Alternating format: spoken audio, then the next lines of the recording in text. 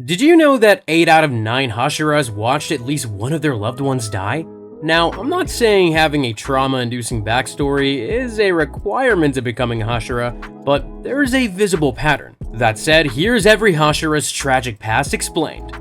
Gyomei Himejima, the Stone Hashira. Gyomei is considered the strongest Hashira by many. However, behind that strength is a painful past. For starters, Gyomei was born blind, making his feat as a pillar of strength in the Hashiras all the more impressive. But that's not all. Gyomei lived most of his life in a temple with 9 orphan children, and despite living a poor life, he was happy and content with taking care of the orphans as if they were his own flesh and blood.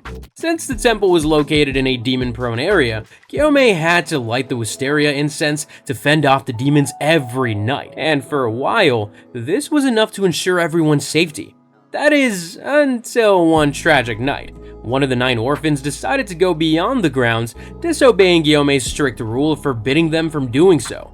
As a result, misfortune struck, and the child encountered a demon. In an attempt to bargain for his life, the child gave up the temple's location and put out the wisteria incense.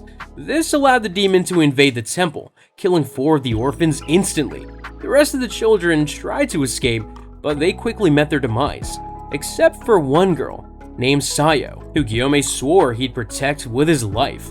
Upon meeting the demon, Gyomei was able to tap into an innate strength driven by his desire to protect the last remaining orphan. With all of his hatred, Gyomei pounded the demon's head until the sun rose, leaving the demon with literally nothing but ashes. But we're just getting started as we move on to the Insect Hashira's revenge-driven past. Shinobu Kocho, the Insect Hashira. Shinobu, also known as the Insect Hashira, is also no stranger to tragic backstories. Yes, she may have a pretty face and calm demeanor, but beneath that is a deep-rooted hatred for demons. I mean, who could blame her? She lost not only both her parents to demons, but also her older sister Kanai later on.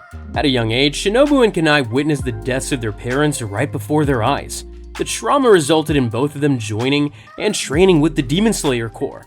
Don't get me wrong, they were both strong in their own right. However, fate has other plans for Shinobu, as Kanai gets fatally wounded in the line of duty. Surprisingly, Kanai was still somewhat sympathetic towards demons, despite what happened to their parents, and she wanted Shinobu to feel the same way. But having witnessed your parents and your older sister get killed by demons, that was her last straw. Speaking of burning passion, our next tragic past involves the Flame Hashira, Kyojuro Rengoku, who also knows a thing or two about loss and suffering. Kyojuro Rengoku, the Flame Hashira. Rengoku's family has a historical reputation for producing the finest Flame Hashiras. However, his father and former Flame Hashira, Shinjuro, had always struggled with his self-confidence issues, thinking he'll never amount to the Sun Breath. Shinjuro fell into despair and retired from his duties. To make things worse, Rengoku's mom got sick with an incurable disease right after giving birth to his younger brother, Senjuro. This series of events pushed Shinjuro further into depression and alcoholism, ultimately neglecting his father duties to both Rengoku and Senjuro. Despite all this, Rengoku tried to be strong and positive for his family, and with that same drive, he was able to prove his worth and receive the title of the new Flame Hashira. Like any other son trying to gain their father's approval, Rengoku longed to hear his father say how proud he was of him. Unfortunately, Shinjuro barely showed any care, and even told Rengoku that it didn't matter. But Rengoku's passion never wavered, and he never blamed his father for anything. He never grew any hatred towards Shinjuro despite him not being the father they needed the most, especially after the loss of their mother. Up until Rengoku's final breath, all he ever wanted was to make both his parents proud of what he had become. The death of a parent, combined with deeply rooted family issues, is always tough to handle. And if you agree on how tragic Rengoku's past was, we've got more coming with Obanai, the Snake Hashira. Obanai Iguro, the Snake Hashira. Not to compare or compete on which family situation was worse, but Obanai's childhood was very far from desirable. In a world where demons terrorized humanity, poor Obanai was born into a family that worshipped one, namely the Serpent Demon, a literal snake demon. So much so that they strictly followed every command and even resorted to sacrificing children to the monster. And yes, Obanai himself was no exception. I mean, could you imagine your own family locking you up at the mercy of a disgusting demon who has had zero good intentions for anyone? Nothing about his childhood resembled anything close to peace, warmth, and comfort. He spent most of his youth in a cage, deprived of the little joys a child should have. And one fateful day, the serpent demon favored Obanai and ordered her followers to cut his mouth up to resemble a snake. Emotional abuse from his family, plus the physical torment given by the serpent demon? That's more than enough to drive anyone, let alone a child, insane. And if you ever wondered why he keeps wearing that white bandage on his face, now you know. Not long after the continuous torment, Obanai plotted his escape, in which he succeeded with the help of the flame Hashira at the time, Shinjuro. Surely escaping was enough to lift a few weights off of Obanai's shoulders, right? Not quite. After the demon found out that she had lost her favorite torture patient, she went full berserk. As a result, Obanai's entire family was brutally murdered. If you were to ask what fuels Obanai's passion as a demon slayer, it's the collective trauma, pain, and guilt he has gone through. It's like the world deprived him of what it's like to be loved by your family. Speaking of love, Mitsuri, the love Hashira, is our next topic for tragic backstories. Mitsuri Kanroji, the love Hashira. In contrast to the rest of the Hashiras, Mitsuri wasn't exposed to a direct loss in the family or loved ones.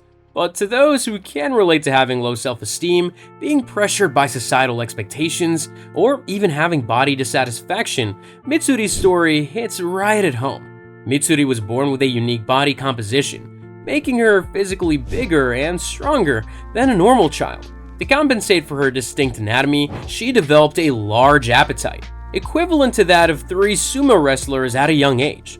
On top of that, her hair turned pink, which was seen as an unnatural color by many, due to eating plenty of sakura mochi. These issues with physical appearance make it difficult for her to get along and fit in with other girls, as she was often seen as a freak.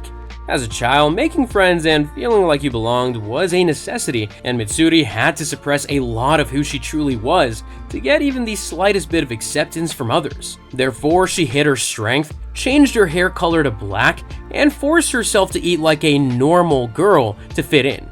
Not long after these adjustments, a potential partner approached her, though it didn't end well, as he left her after a while. Mitsuri also figured it may not turn out well for her too, if she had lived a lie just to gain a husband. Luckily, meeting Kaguya Ubuyashiki, the 95th leader of the Demon Slayer Corps, was the encounter she needed to overcome her insecurities. Tengen Uzui, the Sound Hashira. Tengen Uzui was born into a family of shinobi, along with 8 other siblings, but as fate would have it, their training was more cruel and painstaking than your average shinobi. Apart from their early exposure to harsh training, their father forced them to engage in 1v1 duels with blindfolds. Yes, they wouldn't even know who it is they're beating up. And the worst part? It's a battle to the death. As a result, Tengen unknowingly killed 2 of his own brothers through this sadistic ordeal. And by the time he was 15, 7 of his siblings had already died in the same manner. The extreme conditions their father subjected them to were supposedly an attempt to save the shinobi clan by plucking out the weak, leaving only the strongest. But if that's not enough for Father of the Year, he also forced them to think that killing the innocent is necessary for their benefit, and that having a wife is only for producing offspring. Sadly, Tengen's only remaining brother adopted their father's mindset. However, since Tengen could never accept such a way of thinking, he finally decided to leave his village and the clan. For a while, he'd ponder about annihilating the Uzui clan, but he couldn't bring himself to kill his own brother and father. Eventually, his path to becoming the Sound Hashira helped him abandon the darkness of his past. Giyu Tomioka, the Water Hashira. Behind the stern face of the Water Hashira, Giyu is a tragic past that almost destroyed his mental state. And yes, like many other characters in the series, he was an orphan at a young age due to his family being killed by demons. But at the very least, he wasn't completely alone since he had his older sister, Sutako. Keyword, had. Giyu's sister was eventually taken from him as well. To protect Giyu from the demons, Sutako sacrificed herself, sending Giyu into further despair. Despite his attempts to tell everyone that a demon killed his sister, no one seemed to take him seriously. And to add salt into the wounds, everyone just started to think that he was crazy and mentally ill. This resulted in him being sent to a faraway relative. In the journey, Giyu decides to escape and almost dies until a hunter named Sakonji Urokodaki rescues him. Not long after, Giyu became his apprentice, allowing him to meet Sabito, who became a dear friend and comrade. One day, he goes and expresses his desire to die, likely due to the guilt he feels from his sister's sacrifice. In response, Sabito angrily strikes him on the cheek while threatening to stop being his friend. He also exclaimed that his sister's sacrifice would have meant nothing if Giyu had given up his life. These words were enough to shake Giyu to his core and push forward, as they took the final selection together. However, Giyu was injured by the first demon he encountered, and Sabito had to save him. Giyu was then entrusted to another boy by Sabito, as he carried on battling the other demons. Unable to help his friend, Giyu regained consciousness after a week, with the tragic news of Sabito being the only one who died after nearly killing every demon. The guilt and distress deeply scarred Giyu, sending him into an emotional breakdown. The loss of his sister and best friend is the reason why he hates himself and doubts his worthiness as a Hashira. Muichiro Tokido, the Miss Hashira. Next up, we have Muichiro Tokido, the Miss Hashira, who definitely knows way too much about loss. He was born to two kind and loving parents who wanted nothing but to provide security for their family. But one stormy night, Mui's mother got sick, and his father went out to look for herbs. Unfortunately, his father couldn't make it back as he fell off a cliff due to the harsh storm and died. On the other end, unable to receive the aid she needed, his mother also passed shortly. All that was left was Mui's twin brother, Yuichiro, who had a negative outlook on life. His personality completely contrasted with Mui's, as he was known to be optimistic. However, that doesn't mean Mui was immune to his brother's spiteful and degrading behavior. As if living together without their parents wasn't enough, Yuichiro had to be taken from Mui as well. One day, a demon was able to enter their house. And despite Yuichiro being who he is, he sacrificed himself to save Mui. This sent Mui into a full berserk, as he killed the demon with a variety of weapons he could get his hands on. By the time he made his way back home, Yuichiro was already at the brink of death, and with his final breath, he uttered, "Please save him, he's not like me. He's a kind-hearted kid." Not gut-wrenching enough? Let's reveal the backstory of our final Hashira in this list, Sanemi. Sanemi Shinazugawa, the Wind Hashira. Sanemi, the Wind Hashira, lived under harsh conditions brought about by his abusive father. All of his siblings were always the subject to their father's violence. Now, despite Sanemi's mom having a small build, she never failed to protect them from the beatings. With their father having such a notorious attitude, he eventually met his demise when he was stabbed to death due to the people's resentment. And while the loss of a father will always be painful, this gave Sanemi's family a sigh of relief since they were finally free from the violence. Sadly, things don't always end up for the better. One night, their mother was still out late, leaving the siblings at home alone. Noticing the uncharacteristic circumstance, Sanemi and his little brother Genya couldn't sleep, worrying about their mom's absence. Sanemi went out to look for her, while Genya watched over their siblings. Despite Genya's warnings, his little brothers and sisters went running for the door as they heard a loud knock. In an instant, 4 of them got clawed to death as a demon breaks through the door. Genya, holding one of his little brothers who also got killed, gets away with a scar on his face. Before the demon could land a fatal blow to Genya, Sanemi tackled the demon away and told his brother to make a run for it. Unable to fully compose himself, Genya runs outside trying to seek aid for the wounds of his siblings. Instead, he comes across Sanemi standing before their mother's corpse. Turns out it was their mother who turned into a demon and attacked them. But the ungodly sight clouded Genya's judgment as he shouted murderer at his own brother who saved his life. Now, with all the Hashira's traumatic backstories told, who do you think had the most tragic one?